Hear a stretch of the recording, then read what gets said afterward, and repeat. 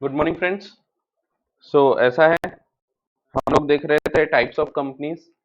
हमने ऑलरेडी देख लिया है company limited by share, limited by guarantee and unlimited company. फिर public company, private company and one person company भी हमने देख चुके हैं ऑलरेडी। इसके अलावा होल्डिंग सब्सिडरी और एसोसिएट देख लिया और लिस्टेड और अनलिस्टेड कंपनीज देख लिया। अब हम और भी अन्य जो क्लासिफिकेशंस है उसके बारे में डिस्कशन करेंगे, जैसे कि गवर्नमेंट कंपनी। गवर्नमेंट कंपनी यानी क्या? सो गवर्नमेंट कंपनी यानी एक नॉर्मल ही कंपनी होती है, सिर्फ फर्क इतना होता है इसके जो शेयर्स हैं 51% of the paid up share capital it is held by the government. Government यानी कौन सी गवर्नमेंट? कोई भी गवर्नमेंट हो सकती है। It can B central government और स्टेट गवर्नमेंट, और partly by central and partly by state government, दोनों मिला के भी हो सकता है। सो अगर सिर्फ स्टेट गवर्नमेंट भी होल्ड करती है तो भी ये एक गवर्नमेंट कंपनी रहेगी। सो गवर्नमेंट कंपनी का मतलब है एक ऐसी कंपनी जिसका 51% of the paid up share capital, at least 51%, not less than 51%, ने 51 and above, so it will become a government company. ध्यान रखो, होल्डिंग और सब्सिडी रिलेशनशिप में 50% के ऊपर लिखा था, यहाँ 50% के ऊपर नहीं लिखा है, यहाँ 51% या उसके ऊपर लिखा है। सर आपको लग रहा होगा सर एक ही तो बात है, तो नहीं, यहाँ पे बात अलग हो जाती है। 50% के ऊपर यानी 50.5 भी हो सकता है। जैसे 10,000 शेयर्स है, 5,001 यानी 50% के ऊपर हो गए। लेकिन 51 कब होंगे? 51 तब होंगे जब 5,100 होंगे। सो यहाँ पे ध्यान रखो, यहाँ पे लिखा है 51% of paid up share capital या फिर उससे ज्यादा। सो ऐसे केसेस में कंपनी गवर्नमेंट कंपनी बन जाती है। एक और कंपनी गवर्नमेंट कंपनी बन सकती है अगर वो एक गवर्नमेंट कंपनी की सब्सिडरी बन जाती है, सो ये भी गवर्नमेंट कंपनी कहलाएगी। सो यहाँ पे स्पेसिफिकली बताया गया है दो चीजें। पहली, या तो उसकी शेयर होल्डिंग जो है 51% of the paid up share capital is held by central government या स्टेट गवर्नमेंट या गवर्नमेंट्स, या फिर partly by central and partly by state governments. इसके अलावा एक ऐसी company which is a subsidiary of a government company will also be deemed as a government company. So ये बताया गया है। इसके अलावा कुछ और पॉइंट्स भी है जो वैसे आपको इंस्टीट्यूट ने अभी तक क्लैरिफाई नहीं किया है। गवर्नमेंट कंपनी की डेफिनेशन में थोड़ा सा चेंज है। जैसे हमने जब देखा था होल्डिंग सब्सिडरी, तो वहां पे मैंने बताया था वहां पे टोटल शेयर कैपिटल के बदले क्या वर्ड यूज किया है? Total voting power. अब यहाँ पे भी ये अमेंड किया गया है, बट अभी तक के आपको इंस्टीट्यूट ने ये नहीं बताया, बट रूल्स के द्वारा प्रिस्क्राइब किया गया है कि पेड अप शेयर कैपिटल यानी सिर्फ वोटिंग पावर वाले कैपिटल ही देखना है। ठीक है, तो यहाँ पे भले एक्ट में चेंज नहीं किया है, बट इसको नोटिफिकेशंस वगैरह, रूल्स वगैरह के द्वारा बताया गया है कि पेड अप शेयर कैपिटल यानी यहाँ पे सिर्फ आप वो वाला कैपिटल देखेंगे जिसमें वोटिंग राइट्स होते हैं। ठीक है, सो ये अमेंडमेंट है, बट आपको नहीं बताया है अभी तक के इंस्टीट्यूट ने। सो फिर भी आपको अगर पता है तो आप ये लिख सकते हैं। तो इंस्टीट्यूट ने नहीं किया इसीलिए वैसे it is not applicable for your exams, but फिर भी अगर आपको याद रहा तो आप ये नोट में लिख सकते हैं कि यहाँ पे क्लैरिफाई किया गया है कि paid up share capital will mean only that share capital which carries voting right. फिर फॉरेन कंपनी, सिंपल सी डेफिनेशन है, वैसे बहुत ज्यादा डीप में है ये डेफिनेशन, आपके कोर्स में उतना डीप में नहीं है। जब आप इंटरमीडिएट लेवल पे सेम डेफिनेशन पढ़ोगे तो थोड़ा और डीप में रहेगी। यहाँ पे सिर्फ इतना बोला है, foreign company means a company और a body corporate incorporated outside India, जो भारत के बाहर बनाई गई है, निर्माण किया गया है, and which has a place of business in India. अब प्लेस ऑफ बिजनेस यानी क्या? एक छोटा सा ऑफिस खुद का बनाना जरूरी है? The answer is no. It can be by itself और by an agent, authorised agent के द्वारा भी हो सकता है, फिजिकली और even through electronic form. So जरूरी नहीं कि जो प्लेस ऑफ बिजनेस है वो फिजिकल हो। अगर फिजिकल प्लेस ऑफ बिजनेस है भी नहीं तो भी ये यहाँ पे कवर हो सकती है अंडर फॉरेन कंपनी। अब यहाँ पे ध्यान देने वाली बात यह है कि यहाँ पे वर्ड यूज किया है, it means a company as well as a body corporate, यानी बाहर की एक एलएलपी है वो भी यहाँ पे कंपनी मानी जा सकती है, भले ही वो कंपनी नहीं है एज पर दी एक्ट, क्योंकि लॉ के हिसाब से कंपनी मीन्स कंपनीज एक्ट में जो रजिस्टर होती है, बट फॉरेन कंपनी यानी फॉरेन में रजिस्टर्ड है, या तो कंपनी या कोई body corporate. Body corporate includes even LLP. So वो भारत में अगर काम कर रही है, उसका भारत में अगर बिजनेस है, place of business, and conducts any business activity in India, so ऐसे केसेस में हम मान लेंगे कि वो फॉरेन कंपनी है भारत के लिए। अब अगर ये भारत से काम बंद कर देती है तो फिर ये फॉरेन कंपनी की डेफिनेशन से बाहर हो जाती है। अब इसके रूल्स में वैसे काफी डीप में बताया, ये इलेक्ट्रॉनिक मोड यानी क्या क्या कवर होता है, उसमें बहुत सारी चीज बताई है कि डेटा शेयरिंग भी इसमें कवर हो जाएगा, इसमें B to B transaction, B to C transaction, सब ट्रांजेक्शन कवर हो जाते हैं। सो अगर एक वेबसाइट के थ्रू भी यहाँ पे बिजनेस किया जा रहा है, that will also be constituted as a business in India and it will be covered under the definition of a foreign company. Companies with charitable objects, इसी को हम सेक्शन 8 कंपनीज भी बोलते हैं। सो सेक्शन 8 कंपनीज या charitable object companies या इसी का एक और नाम है लाइसेंस्ड कंपनीज, या इसी को हम बोल सकते हैं companies without the word limited और private limited added to its name. So इस कंपनी के नाम में सेक्शन 8 कंपनी जो रजिस्टर करेंगे अपन, उसके नाम में लिमिटेड या प्राइवेट लिमिटेड वर्ड नहीं दिखेगा। उसके नाम में जनरली फाउंडेशन इस प्रकार के नाम लिखे जाते हैं, फाउंडेशन वगैरह यूज किया जाएगा, क्लब्स यूज किया जाएगा। सो इस प्रकार के नाम यूज किए जाते हैं। एक बात और बता दूं, गवर्नमेंट कंपनी के केसेस में, गवर्नमेंट कंपनी भी अगर प्राइवेट भी कंपनी है तो भी वो सिर्फ लिमिटेड वर्ड यूज करती है, वो पब्लिक लिमिटेड वर्ड, वो प्राइवेट लिमिटेड वर्ड यूज नहीं करती, वो सिर्फ लिमिटेड वर्ड यूज करेगी। ठीक है, जैसे कोल इंडिया लिमिटेड, अगर ये प्राइवेट कंपनी भी होती तो भी ये लिमिटेड वर्ड ही यूज की होती। ठीक है, सो ये इनको एक एग्जाम्पशन है। सो सेक्शन 8 कंपनीज क्या है? सेक्शन 8 कंपनीज एक ऐसी कंपनी है जिसको आपने चैरिटी के लिए बनाया है, जिसको आपने पैसा कमाने के लिए नहीं बनाया है। सो ऐसी कंपनीज को हम बोलते हैं section 8 companies. So ultimately section 8 company एक ऐसी कंपनी है which has been formed for the object of promoting the charitable objects like promotion of science, commerce, arts, education, sports या चैरिटी, रिलीजन, किसी भी प्रकार से इस प्रकार की चीजों के लिए बनाया गया, protection of monuments, protection of environment. So ऐसे केसेस में अगर आपका इस प्रकार का कोई ऑब्जेक्ट है चैरिटी करने के नेचर का, so it will be covered under this heading section 8 companies. But ये अपने आप नहीं होती है, इसको हम लाइसेंस कंपनीज क्यों बोलते हैं? क्योंकि अगर ये कंडीशन पूरी होती है तो ये लाइसेंस मांग सकती है, ये जाएगी और बोलेगी कि मुझे लाइसेंस चाहिए, और लाइसेंस इसको दे दिया जाएगा। किस चीज का licence? To operate as a charitable institution. ये कौन देगा लाइसेंस? Central government. सो यहाँ पे सेक्शन 8 कंपनी जो बनती है तो पहले उसका ऑब्जेक्ट देखना पड़ता है आपको, उसका ऑब्जेक्ट क्या है। उसका ऑब्जेक्ट कोई भी चैरिटी का ऑब्जेक्ट होना चाहिए, it should not B for the profit.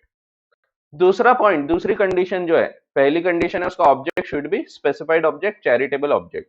दूसरा पॉइंट है कि ये जो कंपनी है ये प्रॉफिट्स बांट नहीं सकती। अगर प्रॉफिट कमा लिया इन्होंने तो क्या करना पड़ेगा? तो प्रॉफिट्स नहीं होंगे ऐसा नहीं है।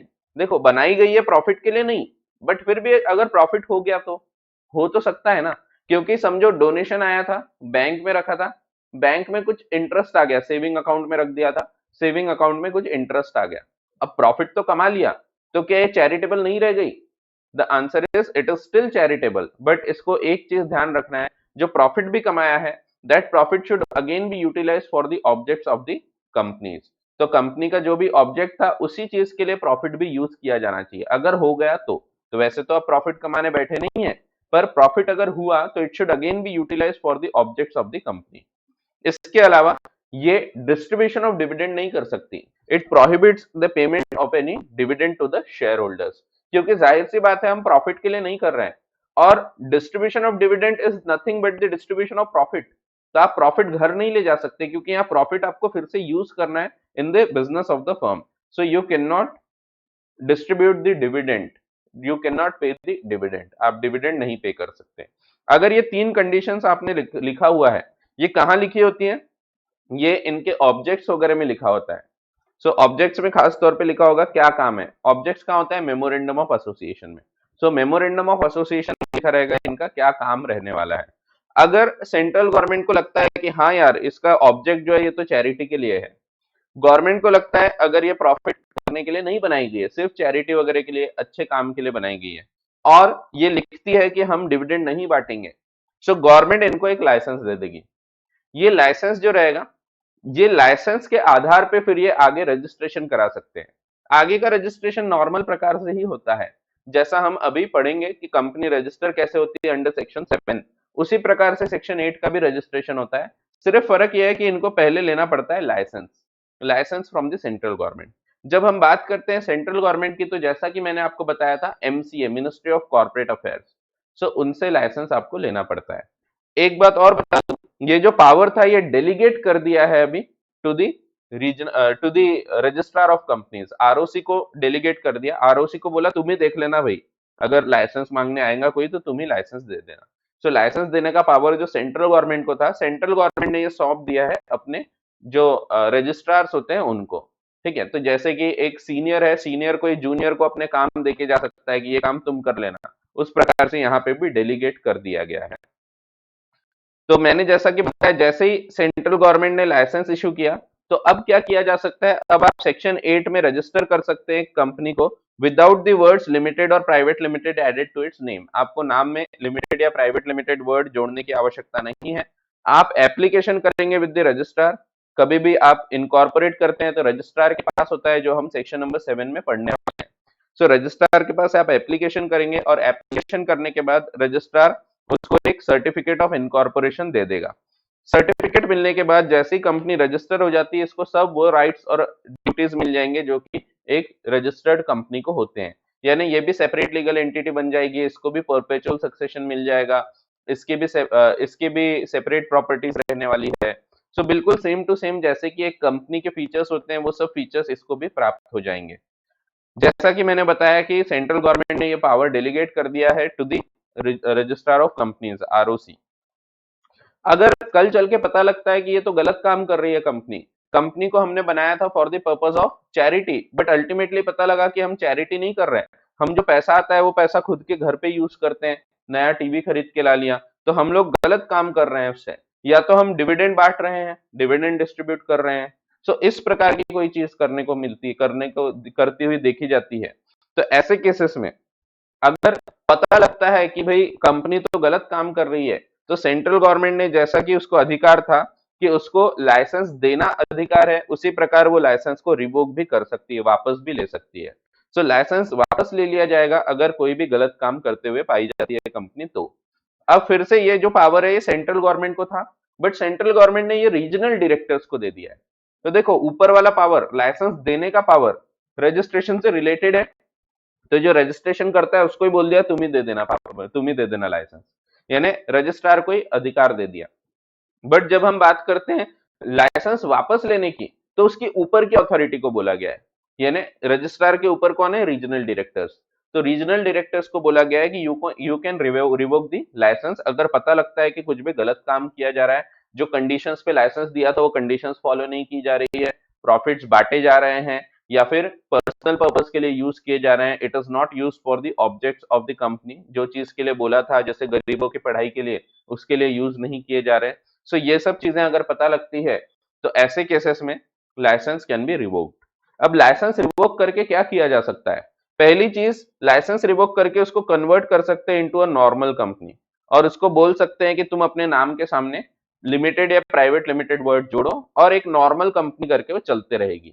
अगर छोटा मोटा गड़बड़ थी, जैसे कि समझो डिविडेंड बांट दिया था, गलती से हो गया था, तो ऐसे केसेस में क्या किया जाएगा, उसको बंद नहीं किया जाएगा, उसको बोला जाएगा ठीक है गलती की है ना, तो ठीक है अब तुम नॉट फॉर प्रॉफिट नहीं माने जाओगे, और उसको बोल दिया जाएगा तुम अब नॉर्मल कंपनी बन के चल सकते हो। सो नॉर्मल एक प्रॉफिट कमाने वाली कंपनी माना जाएगा। सो सेक्शन 8 के बाहर हो जाएगी वो। दूसरा, नॉर्मल कंपनी भी नहीं बनाना है, हमको ऐसा लगता है कि नहीं बहुत बड़ी गड़बड़ है, ये तो फ्रॉड कर रहे थे, जानबूझकर गलतियां कर रहे थे, तो ऐसे केसेस में अगर पता लगता है, तो यहाँ पे या तो कंपनी को वाइंड अप भी किया जा सकता है, बंद करने बोला जा सकता है, और जो भी बंद करने के बाद असेट्स बचेंगे वो असेट्स दे दिए जाएंगे to another company registered under section 8 having the similar objects. और उसी प्रकार से बंद नहीं करना है तो वो अमलगमेट करने भी बोल सकते हैं। अमलगमेट यानी दूसरी कंपनी के साथ उसको जोड़ देना। जो दूसरी कंपनी के साथ इस कंपनी को जोड़ेंगे, वो दूसरी कंपनी भी सेक्शन 8 में रजिस्टर्ड होना चाहिए, और वो जो दूसरी कंपनी है उसका जो राइट्स लायबिलिटीज रहेंगे, जैसी कंपनी बन जाएगी तो उसके राइट्स लायबिलिटीज प्रिविलेजेस जो भी चीज रहेगी, ये सेंट्रल गवर्नमेंट खुद प्रिस्क्राइब करेगी। एक बात और ध्यान रखना, ये जो दूसरी कंपनी है ये सेक्शन 8 में तो होना चाहिए, but it should also have the similar objects.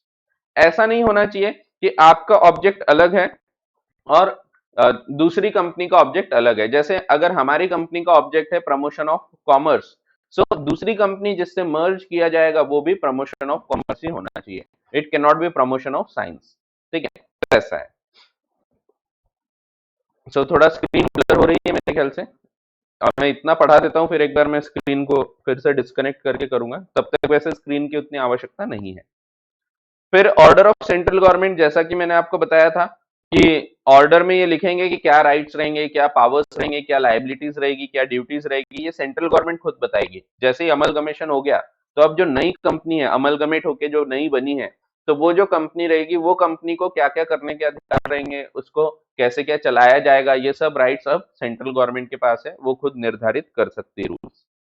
Penalty for contravention, तो जैसा कि मैंने ऊपर बताया कि ये तो हो गया सिर्फ कंपनी के ऊपर क्या किया जाएगा, या तो उसको नॉर्मल कंपनी करके चलने दो, या तो उसको वाइंड अप कर दो, या तो उसको अमलगमेट कर दो। बट जो लोगों ने गड़बड़ किया उनको क्या, उनके ऊपर क्या होगा, पेनल्टीज क्या लगेगी, तो 3 साल की सजा, वैसे याद रखने की जरूरत नहीं है, और 25,000 से 25 लाख रुपीज तक के उनको पेनल्टी लग सकती है, फाइन लग सकती है। इन एडिशन टू सेक्शन 447, अगर फ्रॉड होगा तो फ्रॉड होगा तो 447 लगता है। Section 447 deals with the penalty for fraud. जब जब फ्रॉड होता है तब तब 447 आ जाता है। ये आपको बहुत जगह देखने मिलेगा कंपनीज एक्ट में, जहां जहां फ्रॉड करते पाया जाएगा कोई भी व्यक्ति, तो वहां पे आप देखोगे 447 नंबर का सेक्शन लगता है।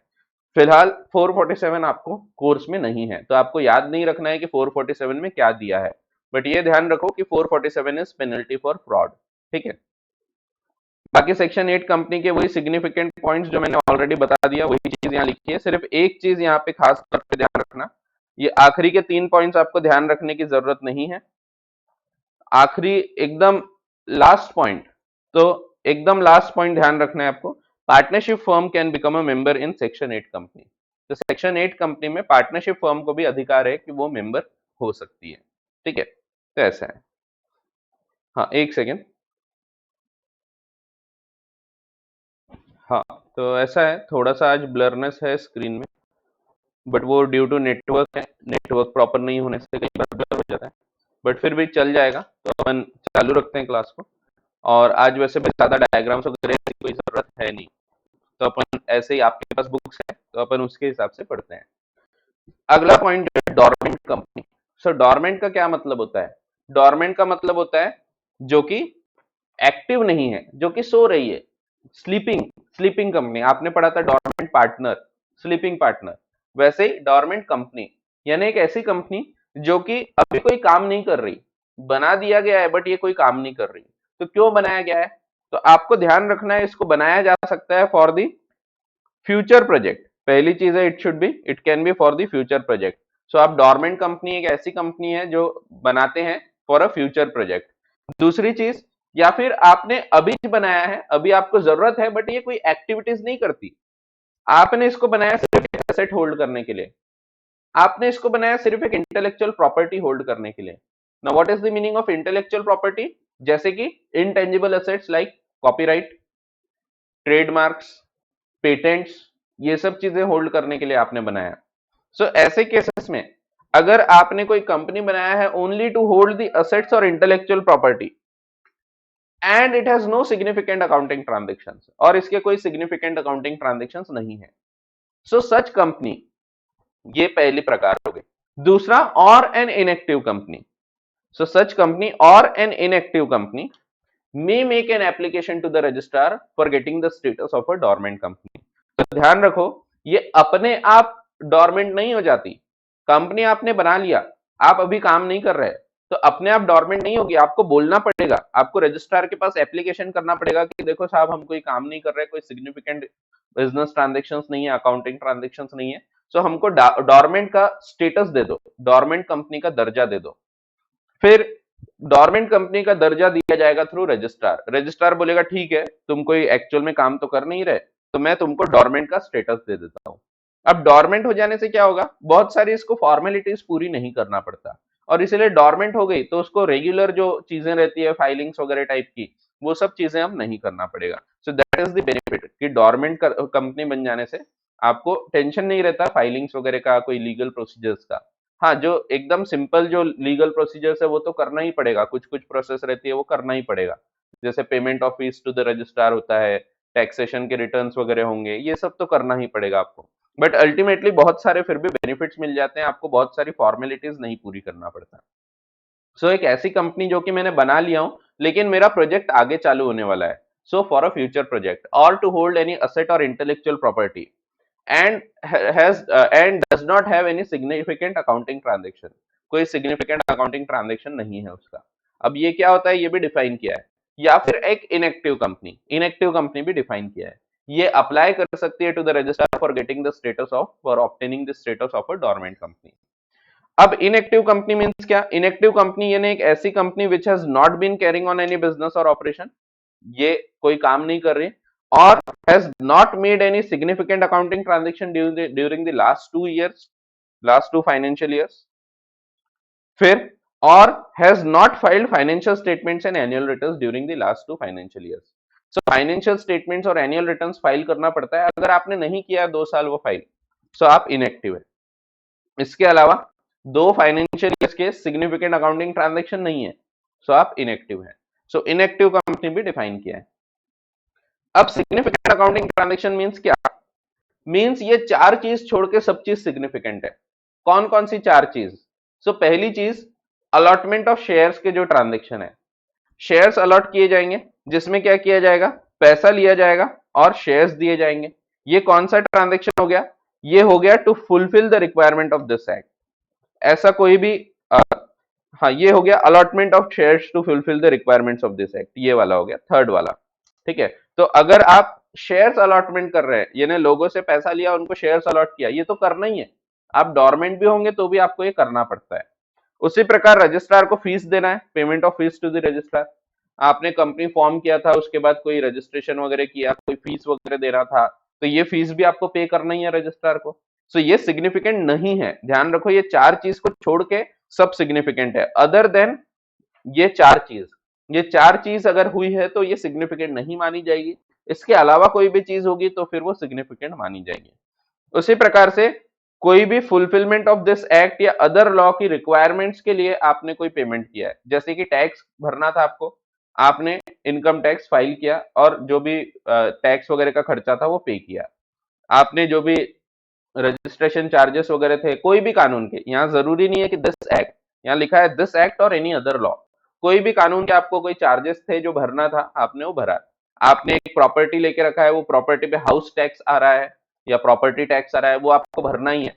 It is to fulfil the requirements of another act. तो अगर आपने कोई एक्ट, कोई कानून की रिक्वायरमेंट पूरी करने के लिए कोई पैसा भरा है तो वो भी सिग्निफिकेंट अकाउंटिंग ट्रांजेक्शन में नहीं आएगा। उसी प्रकार payment for maintenance of its office and records, office और रिकॉर्ड्स तो मेंटेन करना ही है आपको, रजिस्टर ऑफ मेंबर्स रहेगा, फिर आपके फाइनेंशियल स्टेटमेंट्स वगैरह बनाओगे, कुछ रिकॉर्ड्स मेंटेन करोगे, तो ये जो बुक्स वगैरह मेंटेन करना है, एक अकाउंटेंट की तनख्वाह जाएगी, एक ऑफिस बॉय होगा, तो ये जो भी छोटे मोटे काम होंगे, या एक गार्ड को रखा होगा एटलीस्ट प्रॉपर्टी के आसपास। सो आपने ऑफिस और रिकॉर्ड्स मेंटेन करने के लिए जो भी खर्चा उठाया है, ये भी सिग्निफिकेंट नहीं माना जाएगा। ये चार चीज होगी तो चलेगा, ये चार चीज के अलावा कोई भी चीज होगी तो that will be considered as significant accounting transaction. So significant accounting transaction का मतलब है other than these 4 transactions, payment of fees to the registrar, payment to fulfil any requirement of this act और any other law, allotment of shares to fulfill the requirements of this act and payment for maintenance of its office and records। ये चार चीज significant नहीं है, ये तो करना ही है, बंद भी होंगे तो भी, इसके अलावा कुछ करोगे तो फिर that will become a significant accounting transaction.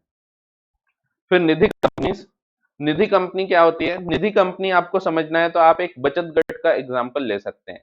तो जो बीसी चलती है आपके कॉलोनी में, आपने देखा होगा उसमें क्या होता है, महिलाएं मिलती हैं एक पर्टिकुलर डेट पे, सब लोग मिलके क्या करते हैं, सब लोग मिलके पैसा जमा करते हैं एक पर्टिकुलर फंड में।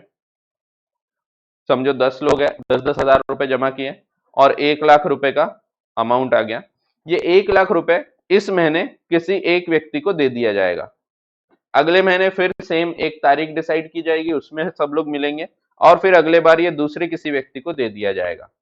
तो ये क्या कर रहे हैं, ये लोग डिपॉजिट्स ले रहे हैं फ्रॉम द मेंबर्स, पैसा लिया जा रहा है from the members.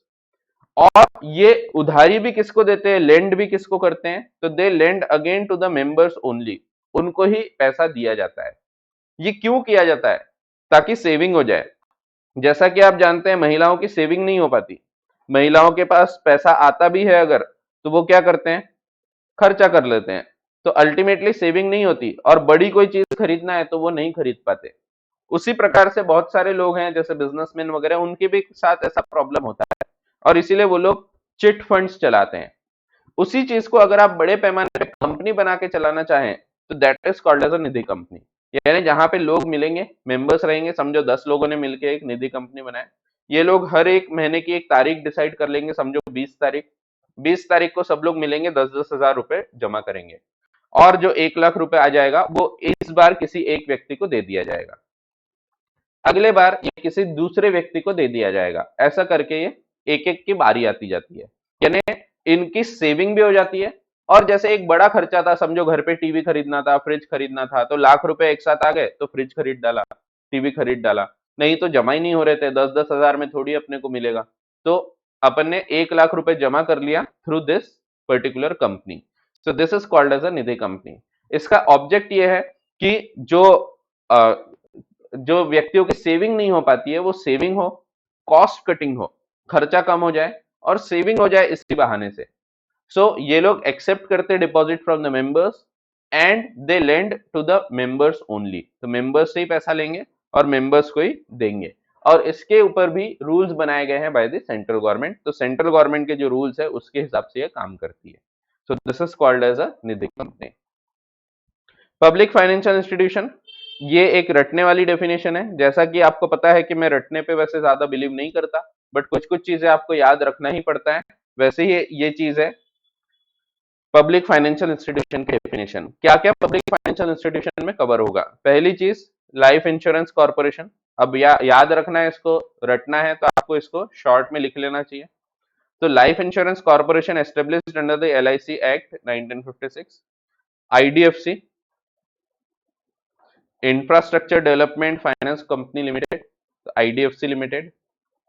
Specified company preferred under UTI, trust of India के अंतर्गत जो स्पेसिफाई किया गया है कि ये कंपनी जो रहेगी it will be deemed as a financial institution, तो वो फाइनेंशियल इंस्टीट्यूशन में आएगा।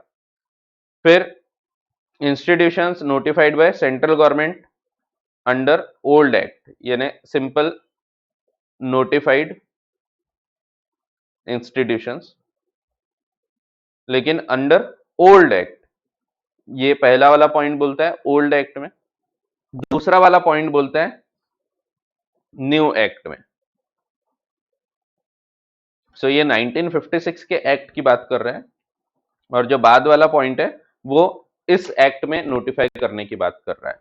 सो अल्टीमेटली आप इसको साइड में लिख के रख लो, LIC, IDFC, companies under UTI, फिर जो भी नोटिफाइड इंस्टीट्यूशंस होंगे under the previous company law, and notified institutions जो इस एक्ट में नोटिफाई करेंगे along with the consultation with the RBI।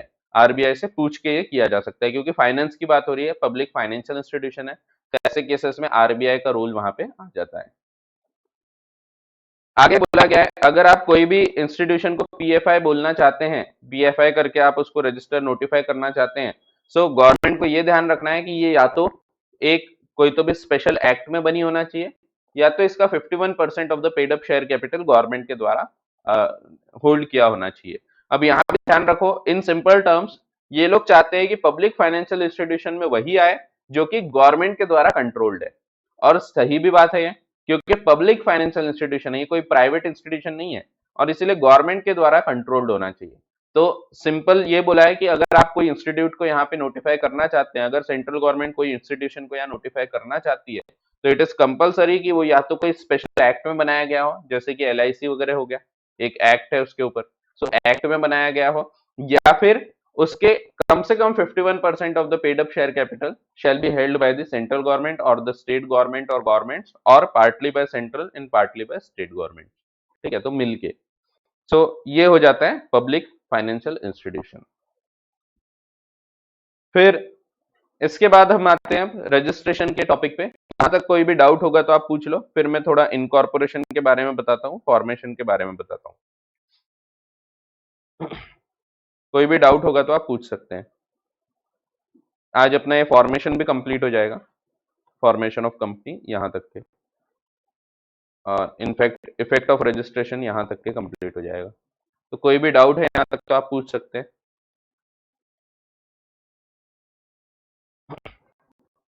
चलो, कोई डाउट दिख नहीं रहा है, आगे बढ़ते हैं।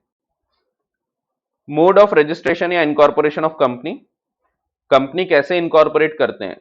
सबसे पहले तो एक व्यक्ति होगा जिसके मन में आइडिया आएगा कि उसको कोई बिजनेस करना है, कंपनी फॉर्म करना है। ये अकेला व्यक्ति भी हो सकता है या एक से ज्यादा लोग भी हो सकते हैं। और फिर ये डिसाइड करेगा कि कंपनी कैसे बनाना है, उसमें कितने लोगों को लेके आना है, क्या वो प्राइवेट कंपनी होगी या पब्लिक कंपनी होगी, फिर इसका नाम क्या रखना है, नाम रजिस्टर करेगा। और कंपनी भी बनाने के लिए वो हर एक स्टेप लेता है। वो मेमोरेंडम और आर्टिकल्स बनाएगा जो कि एक इंपॉर्टेंट डॉक्यूमेंट होते हैं फॉर दी कंपनी। कंपनी के लिए इंपॉर्टेंट रहते हैं, सबसे इंपॉर्टेंट रहते हैं memorandum and articles of association. So ये जो दोनों डॉक्यूमेंट्स है ये बनाएगा। सो ये व्यक्ति जो ये सब चीज करता है, he is called as a promoter. So promoter वो व्यक्ति होता है जिसके मन में आइडिया आया था कि वो कंपनी बनाना चाहता है, and he has taken the steps for incorporating the company. उसने हर एक चीज किया है, उसने लोगों को साथ लाया है, उसने पैसा वगैरह भी लगाया है, सब लोग को बोला है पैसा लगाओ। और इसके अलावा बहुत सारे जो कॉन्ट्रैक्ट्स होते हैं, सीए लोगों को अपॉइंट करना रहेगा कि भाई सीए हमारी कंपनी बना के देगा, नाम डिसाइड करेगा वो कंपनी का क्या नाम चाहिए। तो ये सब चीजें जो डिसाइड की जाएगी, it will be decided by the promoter and he will take the steps for incorporating the company. पुराने एक्ट में 2013 के पहले तक के ये प्रमोटर वर्ड कहीं डिफाइन नहीं किया था। और कोर्ट ने कई केसेस में बताया था कि प्रमोटर वो व्यक्ति है, वो हर व्यक्ति है जो कि कंपनी बनाने में मदद कर रहा है या कंपनी बनाने में एक्टिवली पार्टिसिपेट कर रहा है। अब मदद कर रहा है दैट डज नॉट मीन कि सीए भी कंपनी बना रहा है तो वो भी कवर हो गया, ऐसा नहीं। लेकिन जो एक्चुअली खुद कंपनी बनाना चाह रहा है, जिसके मन में आइडिया आया, basically he is called as a promoter. अब यहाँ पे प्रमोटर डिफाइन कर दिया गया है। प्रमोटर कौन है? As per section 2 clause 69, promoter एक ऐसा व्यक्ति है जिसको हमने बोल दिया ये प्रमोटर है। कहां बोला है? तो हमने एक प्रोस्पेक्टस करके डॉक्यूमेंट होता है, उसमें बोल दिया, प्रोस्पेक्टस में लिख दिया कि ये प्रमोटर है, तो वो प्रमोटर हो गया। या फिर एनुअल रिटर्न्स में लिख दिया, जब साल खत्म होता है तो फिर हम एनुअल रिटर्न्स फाइल करते हैं कि भाई हमारा क्या क्या इनकम वगैरह कैसी, क्या बढ़ी कम हुई, डायरेक्टर्स में क्या चेंज हुआ, शेयर होल्डिंग में क्या चेंज हुआ, ऐसा बहुत सारी चीजें डिटेल्स दी जाती है, फाइल की जाती है with the registrar annual returns में। So annual returns under section 92 जो है उसमें लिख दिया कि ये प्रमोटर है, then he will be considered as promoter.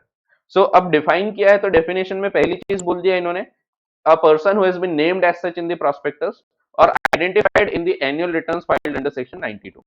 ये पहली चीज। दूसरी चीज बोल दिया, who has control over the affairs of the company whether directly or indirectly। जो कंपनी के जो कारोबार है उसको संभाल रहा है। तो कंपनी का जो भी कारोबार है उसको अगर वो कंट्रोल कर सकता है, भले डायरेक्टली करे या इनडायरेक्टली करे, भले एज अ शेयर होल्डर करे, भले एज अ डायरेक्टर करे या अदरवाइज करे, तो वो व्यक्ति प्रमोटर कहलाएगा जो कंट्रोल कर सकता है। मैं शेयर होल्डर हूं बट मैं कंट्रोल नहीं कर सकता, तो मैं प्रमोटर नहीं हूं। लेकिन कोई एक व्यक्ति है जो कंट्रोल कर सकता है affairs of the company, so he can be called as a promoter. भले ही वो डायरेक्टर हो या ना हो, इससे कोई फर्क नहीं पड़ता। समझो मैं डायरेक्टर हूं और कंट्रोल करता हूं तो मैं प्रमोटर हूं। अगर मैं डायरेक्टर नहीं हूं, शेयर होल्डर हूं, और मैं कंपनी के अफेयर्स को कंट्रोल कर सकता हूं, मैं बोलता हूं ऐसा करो और वैसा काम करते हैं अपन, सो फिर मैं प्रमोटर हूं। भले मैं डायरेक्टर नहीं हूं बट मैं अगर इवन शेयर होल्डर हूं तो भी मैं प्रमोटर हूं। अगर मैं ना डायरेक्टर हूं ना शेयर होल्डर हूं, फिर भी मैं जैसा बोलता हूं वैसा कंट्रोल कर सकता हूं, मैं कंपनी को चला सकता हूं, तो भी मैं प्रमोटर रहूंगा। जैसे समझो अगर रतन टाटा है, वो अगर कल चल के पूरी डायरेक्टरशिप भी छोड़ देते हैं और पूरे शेयर होल्डर भी शेयर्स भी बेच देते हैं, वो बोलते हैं मैं अब सब छोड़ रहा हूं, फिर भी कल चल के अगर रतन टाटा बोलेंगे कि ये कंपनी को ये करना पड़ेगा, तो लोग करेंगे, वैसा उनकी कंपनी के लोग करेंगे। So he will be regarded as a promoter. भले ही वो डायरेक्टर ना भी रहे, शेयर होल्डर ना भी रहे, फिर भी उनके बोलने पे अगर काम किए जाएंगे, he can control the affairs of the company, तो हम मान लेंगे कि वो व्यक्ति प्रमोटर है। जैसे समझो मुकेश अंबानी, समझो एकदम वो बोलते हैं कि मैं अब डायरेक्टरशिप छोड़ रहा हूँ, एमडी नहीं बनना है मेरे को, चेयरमैन नहीं, मैं सब छोड़ रहा हूँ, और मोह माया से मुक्त होके वो बोलते हैं कि मैं अब शेयर्स भी बेच दूंगा, पूरे रिलायंस के पूरे शेयर्स बेच दिए। फिर भी वो कल चल के बोलेंगे, कंट्रोल करना चाहेंगे कि अपन ऐसा ऐसा करते हैं, और जैसा वो बोलेंगे वैसा लोग काम करेंगे। So he is called as a promoter. और तीसरा है in accordance with whose advice directions instructions the board is accustom to act. जो बोर्ड को जैसा बोले वैसा बोर्ड ऑफ डायरेक्टर्स काम करेंगे। सो कंपनी को या तो कंट्रोल कर सकते हो आप, या फिर आप बोर्ड ऑफ डायरेक्टर्स को कंट्रोल कर सकते हो। So you will be regarded as a promoter. ठीक है, बट हाँ ऑफ कोर्स डायरेक्शंस इंस्ट्रक्शंस और एडवाइस जो है, ये जो थर्ड पॉइंट है, इसमें कई बार सीए एक एडवाइस देता है और उस पर काम किया जाता है, तो क्या सीए भी प्रमोटर हो जाएगा? The answer is no. अगर एक व्यक्ति सिर्फ एज अ प्रोफेशनल एडवाइस दे रहा है, he is not as a promoter advice नहीं दे रहा है, as a person related to the company advice नहीं दे रहा है, वो only as a professional advice दे रहा है, then he will not be regarded as promoter. ठीक है, तो सिर्फ एक सीए है, वो बोलता है हाँ ऐसा ऐसा इतना इतना टैक्स भर दो, भर देते हैं उतना टैक्स, तो ऐसे केसेस में सीए प्रमोटर नहीं बन जाता। ठीक है, तो ऐसा है। फिर कंपनी कैसे बनती है? As per section 3 of the companies act, company बन सकती है तीन प्रकार से, या तो पब्लिक कंपनी, या तो प्राइवेट कंपनी, या तो ओपीसी।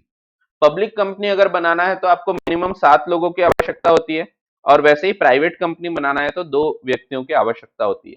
अगर ओपीसी है तो एक ही जन रहेगा, और अल्टीमेटली एक नॉमिनी भी वहां पे रहेगा।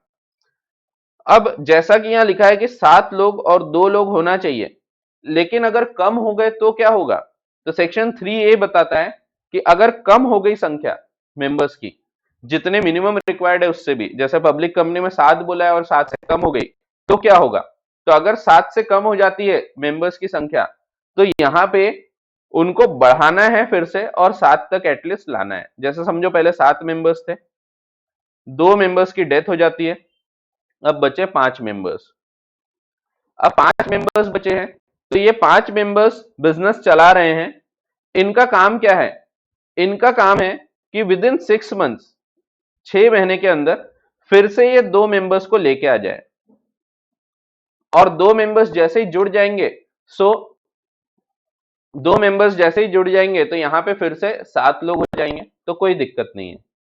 लेकिन अगर आप नहीं लेके आते हैं और आप वैसे ही बिजनेस चला रहे हैं, कम लोग हैं और आप स्टिल बिजनेस चला रहे हैं, और 6 महीने के ऊपर हो जाता है, सो यहां पे 6 महीने के जैसे ही ऊपर होगा, सबकी लायबिलिटी, जितने भी लोग हैं पांचों के पांच, इन सबकी लायबिलिटी पर्सनल हो जाएगी, इंडिविजुअल हो जाएगी।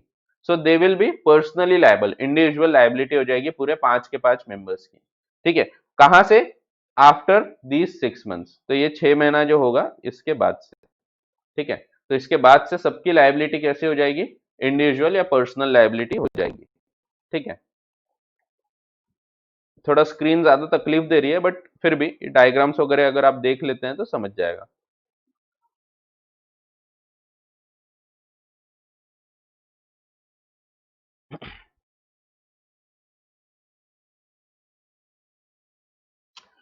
एक सेकेंड।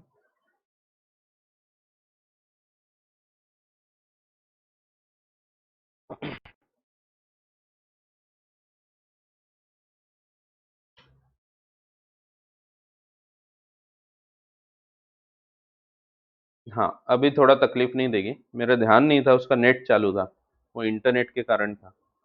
ठीक है, हाँ, तो अब नहीं होगा वो ब्लर। सो ऐसा है, सो अगर 7 लोग होना था मिनिमम, पब्लिक कंपनी थी, लेकिन 2 लोगों की डेथ हो गई, तो 5 लोग रह गए। तो इनको 6 महीने का टाइम दिया है, 6 महीने के अंदर ये फिर से 7 तक ला सकते हैं। अगर नहीं लाएंगे तो 6 महीने के बाद सबकी इंडिविजुअल पर्सनल लायबिलिटी हो जाएगी, they will become jointly and severely liable. अब यहां ध्यान रखो, अगर मेरे को नहीं पता है कि यार कम हो गए मेंबर्स, जैसे मैं समझो यहाँ रहता ही नहीं, मैं रहता हूं समझो सिंगापुर में, अब मेरे को पता ही नहीं कि 2 जन की डेथ हो गई और 6 महीना हो चुका है, तो ऐसे केसेस में क्या मैं भी लायबल हो जाऊंगा? The answer is no. Only that person will become liable who is convergent of the fact that लोगों की संख्या कम हो चुकी है, who is aware of the fact, वही जिम्मेदार होगा। अगर मुझे नहीं पता था तो मैं जिम्मेदार नहीं होऊंगा। सो जितने लोग हैं सब जिम्मेदार हो जाते हैं। अगर 6 महीने तक बिजनेस चला लिया है, तो 6 महीने के अंदर अपॉइंट करना था, नहीं किया, तो सब जिम्मेदार हो जाएंगे पर्सनली। पर अगर किसी को नहीं पता था कि लोग कम हो चुके हैं और हम बिजनेस कर रहे हैं, so he will not be liable. So ये चीज लिखा है, he should be cognizant of the fact, cognizant यानी he should be aware of the fact, पता होना चाहिए उसको, तभी वो लायबल होगा। अब अगर आप कंपनी बनाते हैं तो क्या करना पड़ेगा आपको? सबसे पहले तो जो व्यक्ति कंपनी बनाना चाह रहा है, जैसा मैंने बताया, वो लोगों को लेके आएगा, वो जितने भी सब्सक्राइबर्स है उन लोग को ढूंढेगा, अगर पब्लिक कंपनी है तो 7 लोगों को जोड़ेगा, अगर प्राइवेट कंपनी है तो 2 जनों को साथ मिलाएगा। लेकिन उसको एक और चीज करना है, उसको नाम रिजर्व करना है। नाम रिजर्व करने के टाइम आपको ध्यान रखना पड़ता है, नाम कैसा नहीं होना चाहिए। नाम ऐसा नहीं होना चाहिए जो कि कोई एक एग्जिस्टिंग कंपनी से मिलता जुलता है, नहीं तो लोगों को भ्रम होगा, लोगों को गलत जानकारी आएगी, लोगों को लगेगा अरे ये तो वो कंपनी से जुड़े हुए हैं। जैसे रिलायंस इंडस्ट्रीज लिमिटेड है, मैंने लिख दिया रिलायंस इंडस्ट्रीज 2 लिमिटेड, तो ये नहीं चलेगा, ये तो बिल्कुल मिलता जुलता नाम है, लोगों को लगेगा रिलायंस इंडस्ट्रीज की दूसरी एक कंपनी बनाया है इन्होंने, तो ऐसे केसेस में ये नाम अलाउ नहीं किया जाएगा। So it should not be similar to और resembling any of the existing company, तो क्लोजली रिलेटेड भी नहीं होना चाहिए, तो ऐसे नाम अलाउ नहीं किए जाएंगे। फिर ऐसे नाम नहीं होना चाहिए जो सेंट्रल गवर्नमेंट को गलत लग रहे हैं, सेंट्रल गवर्नमेंट को लग रहा है ये तो गलत है, ये तो किसी कम्युनिटी के खिलाफ बात कर रहे हैं, ऐसे नाम भी नहीं चलेंगे। ऐसे नहीं रहेंगे जो कि ऐसा लग रहा है कि ये गवर्नमेंट से जुड़े हुए हैं या गवर्नमेंट की कोई अथॉरिटी से रिलेटेड है, ऐसे नाम भी अलाउ नहीं किए जाते। सो आपको सबसे पहले देखना है कि आप जो नाम लेना चाहते हैं वो अवेलेबल है या नहीं। अगर आप चाहते हैं कि आपको वो नाम रिजर्व करना है तो आपको एक एप्लीकेशन करना पड़ता है टू द रजिस्ट्रार, तो जो भी व्यक्ति रहेगा प्रमोटर, वो आरओसी को अप्लाई करेगा। एप्लीकेशन जो रहती है, it should be in the prescribed form, prescribed form है यहाँ पे। अब मैं आपको एक और बता दूं बात, यहाँ पे फॉर्म आपको बताया गया है एट प्रेजेंट रन, और इंस्टीट्यूट ने अभी तक ये बदला नहीं, बट ये फॉर्म बदल चुका है। वैसे ये फॉर्म आपको अभी फिलहाल रन ही लिखा है, आपके बुक्स में भी रन ही दिखेगा, आपको मॉड्यूल में भी वही दिखेगा, आरटीपीस वगैरह में भी चेंज अभी तक बताया नहीं है, वैसे काफी पहले बदल चुका है, बट ये बताया नहीं, यहाँ पे आ चुका है वैसे स्पाइस प्लस, इसका पार्ट ए है, ये फॉर्म लगता है अभी, बट आपको जब तक के इंस्टीट्यूट नहीं बताता तो आपको रन ही लिखना है, रिजर्व यूनिक नेम। सो ये फॉर्म आपको फिल करके भेजना पड़ता है। अब कैसे भेजते हैं आप? इलेक्ट्रॉनिकली, इलेक्ट्रॉनिकली आप फॉर्म फिल करते हैं और उसमें लिखते हैं हमको ये नाम रिजर्व करना है, साथ में 1000 रुपए की आपको फीस देना पड़ता है, prescribe fees, prescribe manner, online electronic. तो आप ये नाम अवेलेबल है कि नहीं उसको रिजर्व करवाते हैं। 2 नाम आपको देने की अनुमति होती है इन ऑर्डर ऑफ प्रेफरेंस। पहला नाम अगर वो मिल गया तो ठीक, अगर आपको पहला नाम नहीं मिल रहा है तो आप सेकंड नाम भी अप्लाई कर सकते हैं। सो 2 नाम रहेंगे इन ऑर्डर ऑफ प्रेफरेंस। फिर अप्रूव्ड नेम, जैसे ही आपने नाम रिजर्व कर दिया तो रजिस्ट्रार बोलता है हाँ ये नाम ठीक है, तो वो रिजर्व कर देगा, रख लेगा वो ये नाम को, कि ठीक है ये नाम मैं तुम्हारे लिए निकाल के रख लेता हूं। सो वो नाम अलग रख दिया जाएगा। अब वो नाम से आप कंपनी बना सकते हैं। कितने दिन के लिए रखा जाएगा? ओनली फॉर 20 डेज, सिर्फ 20 days from the date of approval. जब आरओसी ने बोल दिया आपको कि ये नाम मैंने अलग कर दिया हूं, आपके लिए रखा हूं, सो वहां से 20 डेज, 20 दिन के अंदर आपको कंपनी की अगली स्टेज पे जाना पड़ता है। आप यहाँ पे सिर्फ मेमोरेंडम आर्टिकल्स प्रिपेयर करके रख लेते हैं, फिर नाम रिजर्व कर लेते हैं। जैसे ही नाम रिजर्व करके आ जाता है तो आप फिर अगली स्टेज पे जाते हैं जहां पे आप फाइलिंग करेंगे। सो रन जो फॉर्म है इसमें नाम रिजर्व होता है, और नया फॉर्म है स्पाइस प्लस पार्ट ए, तो पार्ट ए में जाता है ये, और स्पाइस प्लस पार्ट बी में बाकी की आगे की प्रोसेस होती है। इनकॉर्पोरेशन जो अगला पार्ट में बता रहा हूं, ये स्पाइस प्लस फॉर्म है, इसका आपको बुक में दिया है स्पाइस प्लस, तो आपको शायद सिर्फ स्पाइस दिया होगा क्योंकि अभी तक जैसा मैंने बताया आईसीएआई ने आपको रिकमेंड नहीं किया है चेंजेस, और इसीलिए आपके बुक में सिर्फ स्पाइस दिखेगा, बट एक्चुअली यह बदल चुका है, स्पाइस प्लस है, और ये भी पार्ट बी में जाता है। पार्ट बी क्यों? क्योंकि पार्ट ए में नाम रिजर्व होता है और पार्ट बी में आगे की जो पॉइंट्स है वो सब उसमें कवर होते हैं, फाइलिंग वगैरह। तो अभी आप सिर्फ ध्यान रख सकते हैं रन और स्पाइस, ठीक है, रन नाम रिजर्व करने के लिए और स्पाइस जो आपको आगे की प्रोसेस है उसके लिए लगता है। बट ये बदल चुका है, स्पाइस प्लस आ चुका है और पार्ट ए और पार्ट बी है।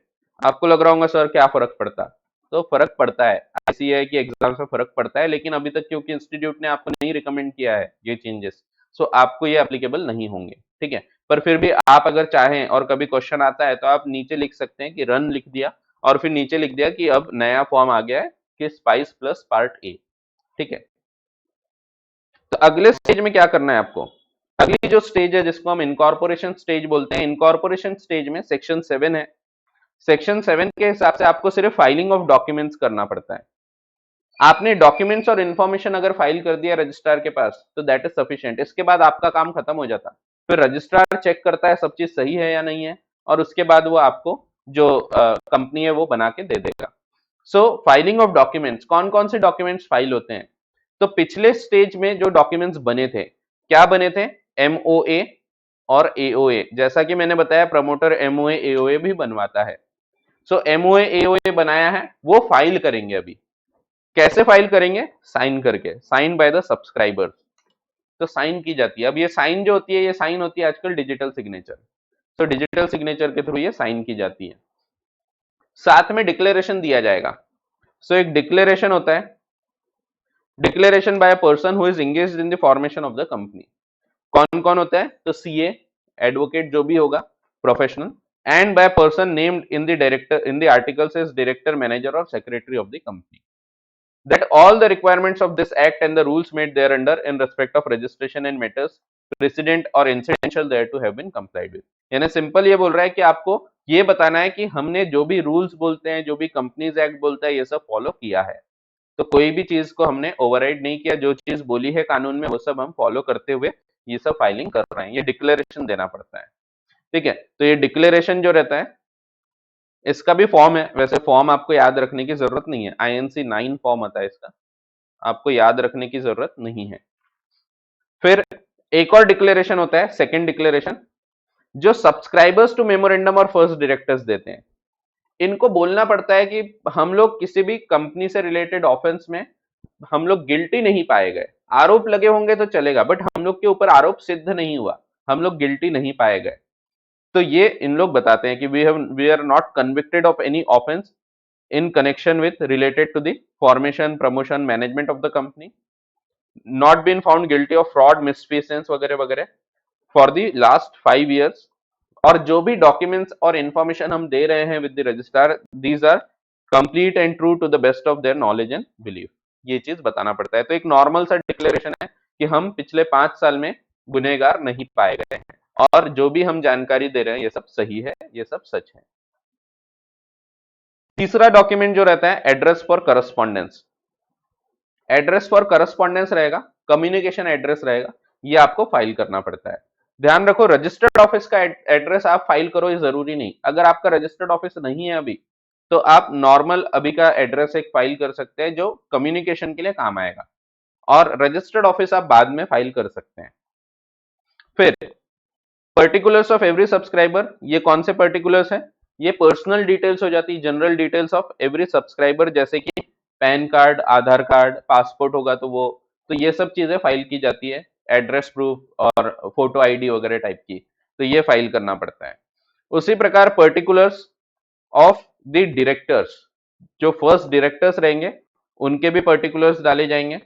तो particulars of subscribers, particulars of directors and particulars of interest of the directors in other concerns. अगर वो डायरेक्टर किसी और जगह पे भी, जैसे पार्टनरशिप फर्म में पार्टनर है, तो वो उसको बताना पड़ता है। ऐसे ही और भी चीजें, जो जो चीजें जहां जहां वो रिलेटेड है उसको बताना पड़ता है, ये वाली फर्म में यहाँ यहाँ पे मेरा इंटरेस्ट है, ये बताएगा वो। साथ में उसको कंसेंट देना पड़ता है कि मैं डायरेक्टर बनने को तैयार हूं। तो दो चीज रहती है, पहली चीज है interest in the other concerns and consent to act as directors, तो ये भी वो बताते हैं। तो एक्चुअली 7 चीजें लगती है सेक्शन 7 में। तो सेक्शन 7 की 7 चीजें, MOA AOA, declaration by the persons engaged in formation, declaration by the subscribers, ये भी डिक्लेरेशन है, ये बाय द सब्सक्राइबर्स है।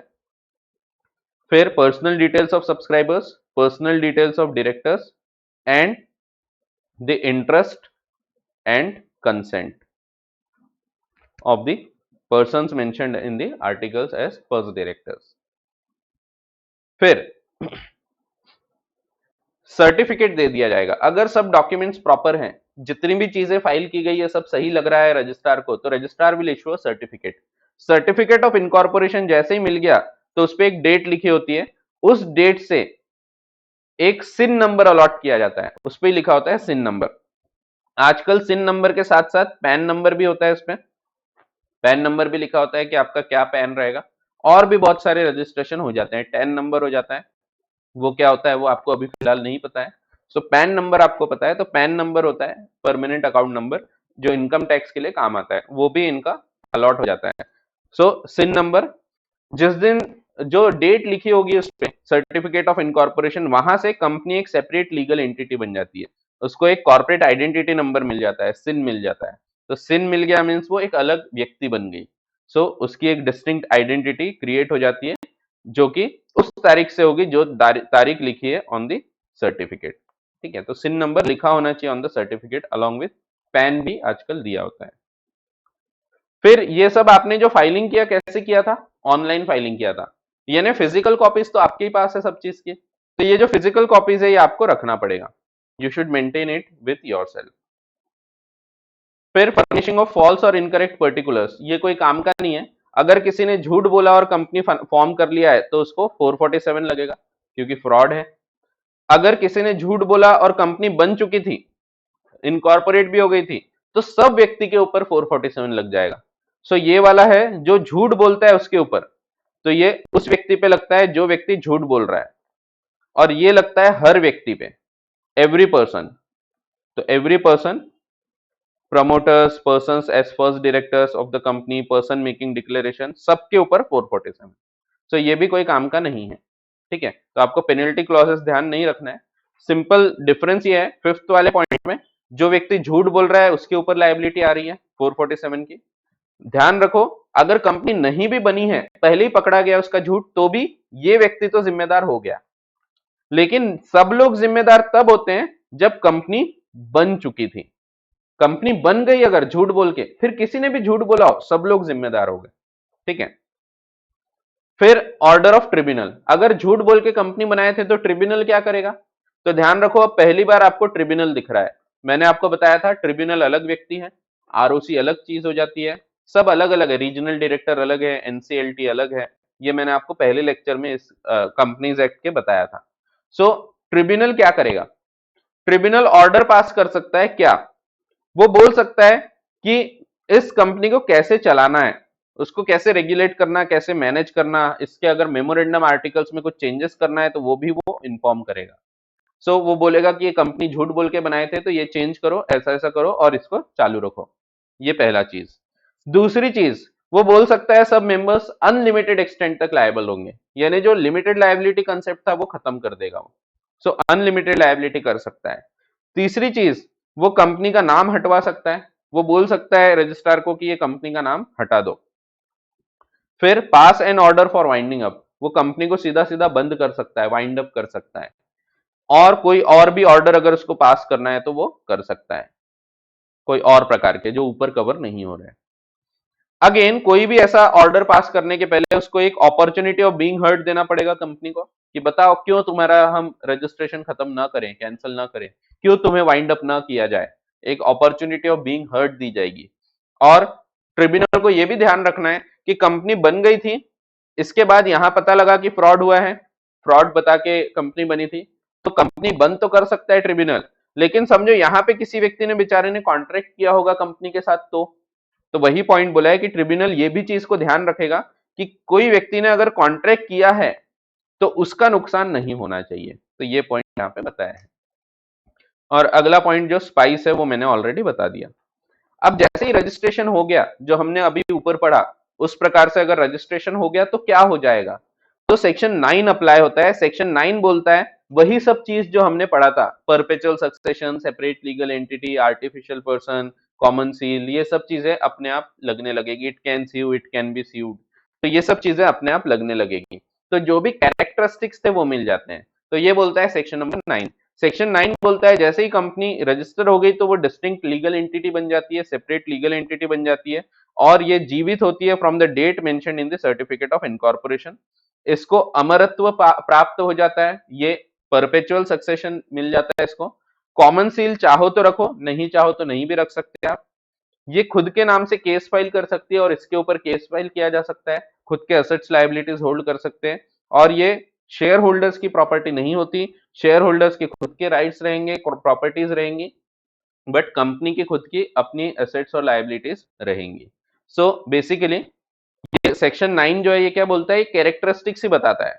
इफेक्ट ऑफ रजिस्ट्रेशन, जैसे ही रजिस्ट्रेशन हो गया तो वो सब कैरेक्टरिस्टिक्स प्राप्त हो जाएंगे जो हमने पहले पढ़े थे। ठीक है, तो जो हमने एकदम शुरुआत में पढ़ा था कि कंपनी के क्या क्या फीचर्स होते हैं, कैरेक्टरिस्टिक्स होते हैं, वो सब इसको प्राप्त हो जाएंगे। ठीक है, सो ऐसा है, यहाँ पे अपन आज की क्लास को कंक्लूड करेंगे। इसके बाद के कुछ पॉइंट्स है जो मैं अगली क्लास में कवर अप करूंगा। तो अभी आज की क्लास को हम यहाँ कंक्लूड करते हैं। आपके पास कोई भी डाउट्स होंगे, कोई आपको प्रॉब्लम होगा, नहीं समझी होगी कोई चीज, तो आप पूछ सकते हैं, नहीं तो अपन आज की क्लास को यहाँ पे विराम देंगे।